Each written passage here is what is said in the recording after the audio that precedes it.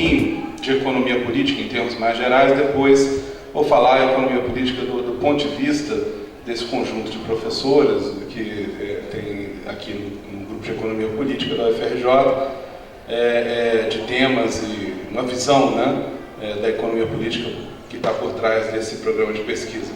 Eu vou começar falando genericamente. A economia política pode ser vista como uma abordagem das questões econômicas em que a análise das relações de poder é um elemento central na explicação da operação do sistema econômico. Eu estou definindo aqui a economia política em termos de abordagem, não em termos de um campo do saber, porque depois eu vou querer recuperar essa ideia para dizer que o importante realmente é a noção de que a economia política se aplica, é um método, é uma forma de pensar que se aplica a todos os campos interessantes, ou questões relevantes na área de economia, e não apenas a história do pensamento, algo específico como esse tipo de questão. Eu vou chamar a atenção disso lá no final. Tá? Isso quer dizer, inclui a análise das relações de poder internas à esfera econômica, e também as relações de poder que estão presentes nas interações entre a esfera econômica e a esfera propriamente política. Nesses termos, vindo da tradição marxista, né, a ideia da propriedade dos meios de produção por uma classe capitalista é considerada um componente central na abordagem da economia política. Né? É a base para a compreensão das assimetrias de poder que caracterizam as relações entre capital e trabalho e o conflito distributivo entre as classes quanto à apropriação da renda.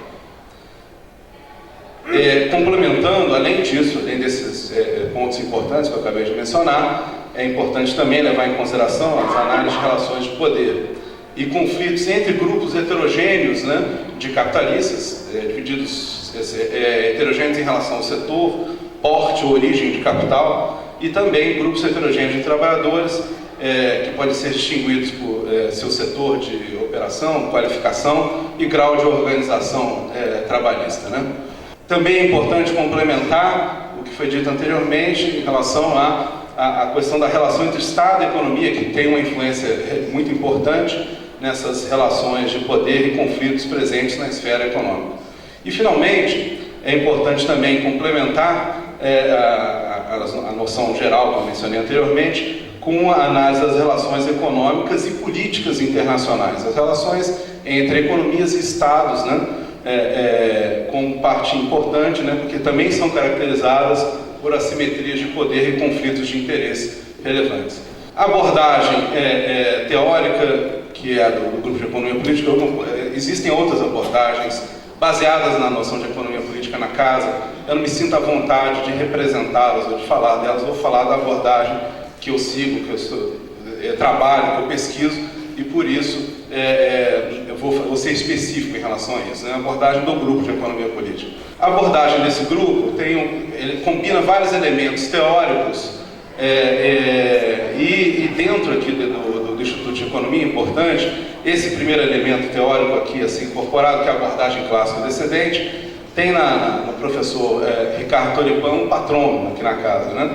Ricardo Toripan, durante anos, foi um grande divulgador das ideias do SRAF no Brasil, e também uma pessoa que discutia vários dos temas relacionados à economia política clássica. Né? Então, a abordagem clássica descendente para a análise da distribuição de renda de preços relativos é um importante elemento na linha de pesquisa desse grupo.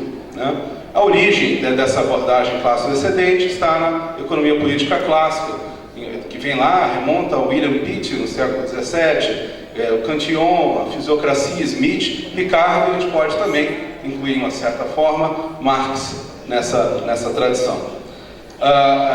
Essa abordagem foi retomada e desenvolvida pelo Pierre Sraffa no século XX, e ela tem como conceito central, né, um conceito fundamental, a ideia do excedente econômico, aquela parte da atividade econômica, resultante da atividade econômica num determinado período, que você pode dispor sem comprometer a reprodução dessa economia, né, desse sistema econômico.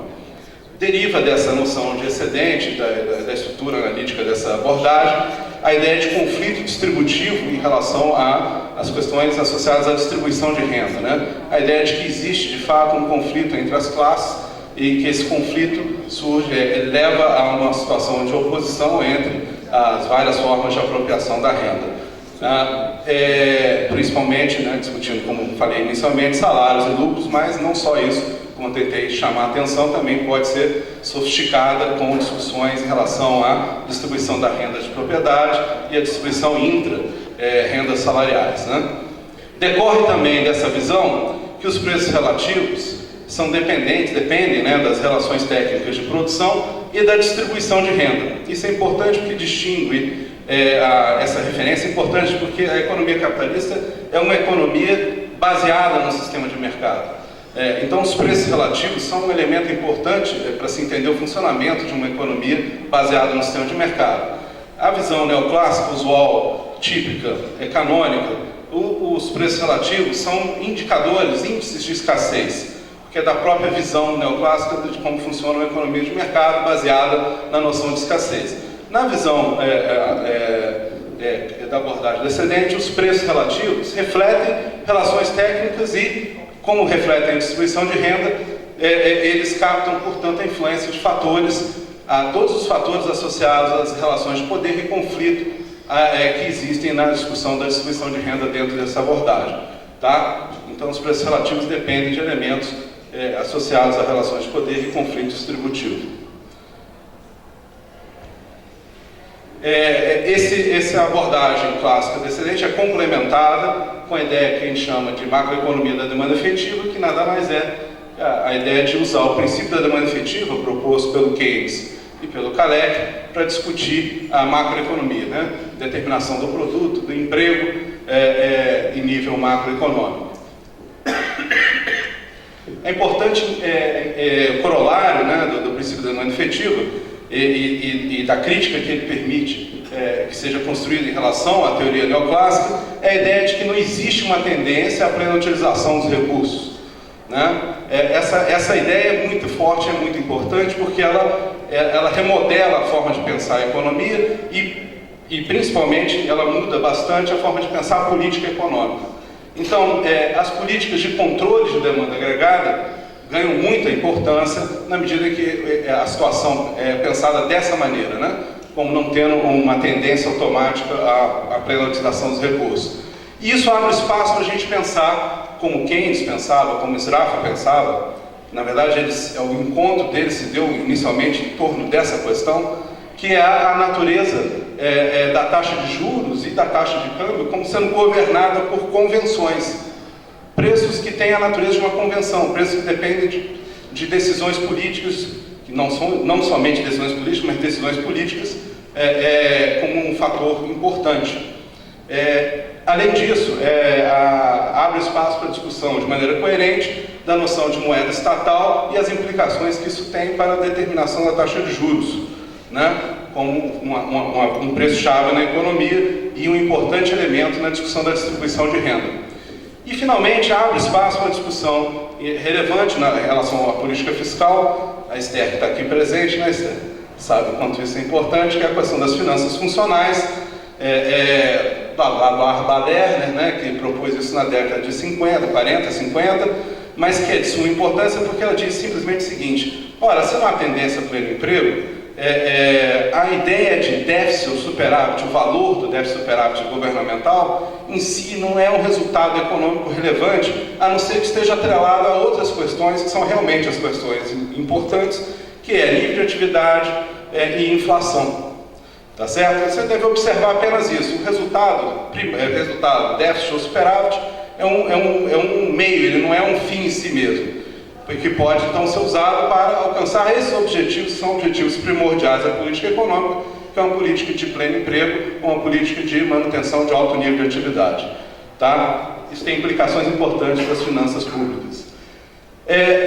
E é importante também na discussão de inflação, porque chama a atenção da importância da inflação de custos e o papel do conflito distributivo na dinâmica de preços na economia. Uma vez que você não tenha a ideia de que a economia está sempre ali na beira da situação de restrição de recursos, a ideia de inflação de demanda como um componente permanente deixa de ser algo premente brevemente. Então, você pode tratar de outros elementos para explicar a inflação, que são justamente a dinâmica de custo e o conflito distributivo que a impulsiona. Tá? Esse último item não é para estar aí. Na dinâmica do conflito distributivo é muito importante, recuperando os elementos que eu já falei da abordagem clássica do excedente, tratar as relações entre preços, salários, câmbio e juros. Essa dinâmica, essas relações entre essas quatro variáveis é de suma importância para se entender, então, a questão da dinâmica de preços na economia. Deriva da noção do princípio da demanda efetiva, quando levado a uma discussão de longo prazo, definida de maneira bem clara, com um prazo longo o suficiente para que o efeito e capacidade de investimento seja relevante, e, portanto, a gente tem que lidar de alguma forma com a relação entre o ajustamento entre a capacidade produtiva e a demanda agregada, para falar de trajetórias de crescimento viáveis, né? Então, levando o princípio da demanda efetiva para esse contexto longo prazo, a gente vai falar de teoria do crescimento econômico. E a abordagem privilegiada é a ideia que deriva do princípio da demanda efetiva, quando aplicada a esse contexto, que é a noção de crescimento liderado pela demanda. Crescimento liderado pela demanda. Nesse caso, existem dois modelos básicos de crescimento liderado pela demanda, discutidos hoje em dia na literatura. Um modelo é o modelo de crescimento liderado pelo investimento, é o modelo neocanequiano, do Marley, Baduri e companhia. O investimento crescimento é liderado pelo investimento das empresas privadas. E um outro conjunto de modelos é um modelo de crescimento liderado pelos gastos, que eu chamei aqui de improdutivos, mas que quer dizer basicamente os gastos que não são investimento das empresas, tá? Que não geram capacidade para as empresas privadas. E nesse caso, é o modelo de estrutura típica de um modelo do tipo supermultiplicador, que a gente trabalha aqui, mas que também o modelo lá Thibault também é um modelo do tipo supermultiplicador, então é um pouco mais difundido do que parece em princípio. E você abre espaço para vários padrões de crescimento, padrão de crescimento baseado no setor doméstico privado, no setor doméstico público ou no setor externo. Isso depende das condições específicas da economia que você está analisando. Não é algo que você possa impor de fora ao modelo. Você tem que deixar o modelo um pouco ser flexível para que haja a possibilidade de captar essas dimensões importantes da realidade. Qual o tipo de influência mais relevante no processo de crescimento. Mas o processo de crescimento, liderado pela demanda, encontra uma importante restrição, que não é necessariamente a restrição de capacidade ou a restrição de pleno emprego. Muito antes disso, é bem provável uma economia como a economia brasileira, mas não só a nossa, que ela encontre uma restrição na situação do balanço de pagamentos, uma restrição externa ao processo de crescimento. E aí a influência, na linha de pesquisa do grupo, é a influência da abordagem cepalina, onde o modelo centro-periferia, que estabelece a existência de assimetrias importantes nas relações entre os países, dependendo do seu estágio de desenvolvimento, é uma referência. Centro-periferia não é no sentido do lixo lá, do modelo núcleo e parcial, não é isso? Você tinha falado, o modelo centro-periferia na tradição cepalina antiga, tradicional. E finalmente, o conceito de restrição externa, que é importante, eu vou tentar agora fundir, voltar para aquela discussão da economia política inicial que eu fiz nessa abordagem. O conceito de restrição externa, a dificuldade associada à restrição externa diz respeito ao acesso ao meio de pagamento internacional, é uma restrição financeira ao processo de crescimento, e esse acesso limitado pode criar um obstáculo ao processo de crescimento. Na discussão da restrição externa é importante, uma questão fundamental é a questão da assimetria, que eu chamei aqui de assimetria fundamental do sistema monetário financeiro internacional, que é o fato de que esse sistema opera, em geral, como um país que emite o meio de pagamento aceito internacionalmente. Isso gera uma situação que é uma situação de assimetria no sentido de que esse país que emite o meio de pagamento internacional tem um grau de liberdade muito maior do que os demais em relação à situação do balanço de pagamentos. Ele basicamente quase não está sujeito à restrição externa no seu processo de crescimento. Tem outras restrições importantes, restrições de natureza política, que operam nesse caso. E por isso a gente precisa recuperá-las mais adiante, esse tipo de restrição que não seja restrição externa. Os países que não emitem um meio de pagamento internacional podem estar sujeitos a uma restrição externa. Eles têm que ter acesso a esse meio de pagamento através de suas transações com o exterior, transações reais e financeiras, né? E claro, a situação de déficit no balanço de pagamento claramente é insustentável num prazo mais longo, porque implica perda de reserva. Agora, a situação de superávit, essa não, essa é razoavelmente possível sustentá-la na medida que você promova e siga uma política de acumulação de reservas, como o caso da Alemanha, da China e do Japão durante um certo período, exatamente o tipo de política adotada por esse país, e os países emergentes no período mais recente, né? Os países emergentes como o Brasil no período mais recente também praticaram esse tipo de política, que torna a restrição externa menos grave. Crescimento liderado pela demanda, restrição externa. A última discussão que eu gostaria de fazer é a questão do duplo papel das exportações, que se torna uma variável central para entender o desempenho de uma economia no longo prazo.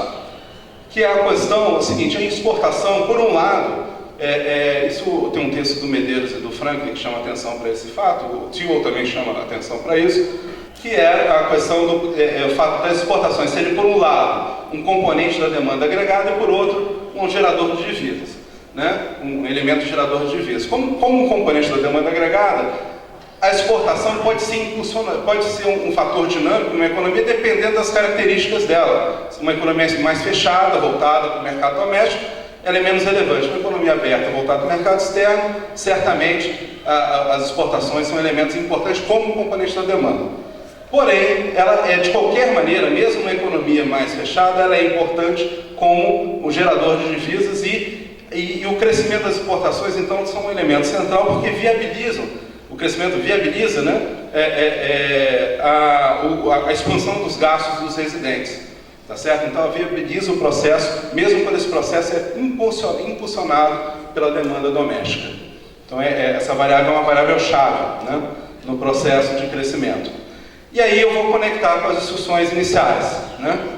Por quê? Porque existe uma certa visão de que, gente, esse pessoal que acredita que crescimento é liderado pela demanda, que a demanda efetiva é determinadora do nível de produto, emprego, etc. Assim, parece ser muito fácil. Parece que é só gastar e que tudo vai dar certo, não é isso? Só que não funciona assim, porque o que existe não existe assim uma situação de consenso ou de consenso político em torno desse tipo de desempenho de gastos. Existe um limite político do que pode ser feito, que vem dos interesses dos agentes, das classes envolvidas no processo econômico. Então eu chamo a atenção para um artigo antigo do Kalecki, que eu aprecio muito, que é o artigo Aspectos Políticos do Pleno Emprego, em que ele chama a atenção para os limites políticos às políticas de estímulo à demanda. Chamando a atenção, portanto, assim, que embora todo mundo soubesse qual é o truque para levar a economia ao pleno emprego, não necessariamente esse truque vai ser usado. Por quê? Porque isso não interessa a todos os componentes da sociedade. Tá? Isso faz com que a discussão da demanda efetiva tenha uma ligação estreita com a discussão da economia política. Tá? Isso também surge no Kalecki, em outra forma, no artigo Luta de Classes e Distribuição da Renda Nacional, em que ele fala do impacto da situação próxima ao pleno emprego sobre a distribuição de renda e como isso gerava restrições ou limites do ponto de vista político à manutenção de uma política de pleno emprego, além dos limites políticos que ele já tinha aventado em 48. Em relação à política do desenvolvimento, de desenvolvimento econômico, existem também limites políticos importantes, limites associados à restrição política ao processo de desenvolvimento. Um deles, a restrição às políticas comercial, industrial e tecnológica. É claro que não existe um grau de liberdade total em relação ao que você pode fazer, existe, obviamente, resistência a uma política comercial de substituição de importação como uma possibilidade, ou de promoção de exportação como uma possibilidade. Existe toda uma série de restrições ao que você pode fazer em relação ao uso de tecnologia estrangeira, adaptação, né? Existem discussões internacionais sobre o que se pode fazer, o que se pode apropriar, o que não se pode apropriar. Em relação à política industrial também, né? O Davi, que está aqui presente, sabe o quanto é difícil esse tipo de discussão e o tipo de restrição política que existe para essas discussões, envolve setores internos da sociedade, fora, em outros países, né? E, finalmente, as restrições às políticas redistributivas e de desenvolvimento social, que também rebatem sobre as trajetórias de crescimento econômico. E, finalmente, eu gostaria de terminar a apresentação com uma discussão rápida, muito sucinta, de por que, né, a economia política como uma abordagem, não como uma área. Eu faço questão de apresentar a economia política dessa forma, porque eu tenho um temor enorme em relação ao comportamento de gueto. Comportamento de gueto que, por vezes, acomete, por vezes, algumas comunidades heterodoxas, né, passam por esse comportamento. Que a ideia é assim, não, olha só, vou conversar com quem quer me ouvir, vou conversar com quem me entende. E aí, isso, eu quero conversar com quem vai concordar comigo, tá certo? Isso é a pior postura possível. É a pior postura que você pode ter, porque isso gera justamente a ideia de gueto. A ideia, não, vou fazer meu gueto, vou viver consistentemente ali dentro. E não vou discutir esses assuntos, mas não, gente. A discussão da abordagem da economia política é importante porque ela afeta a discussão nas áreas de macroeconomia, na área de microeconomia, desenvolvimento econômico, entre outras áreas do saber no campo da economia. Então ela não pode ser feita apenas assim, como se a gente estivesse falando, tem que garantir que na ANPEC tem um espaço para a economia política. A economia política tem que ser espaço na macro, no desenvolvimento econômico, na microeconomia, tá certo? Nas discussões de política econômica em todas essas esferas.